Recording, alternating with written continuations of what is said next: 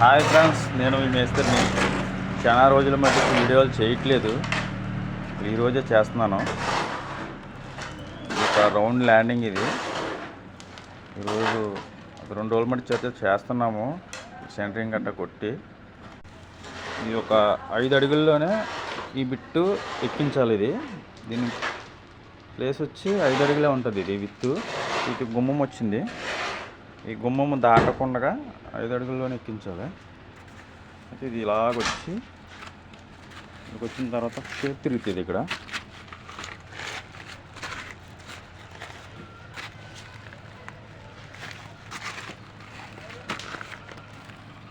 Round shape తిరుగుతుంది. మళ్ళీ పైన ఫ్లాట్ వస్తుంది.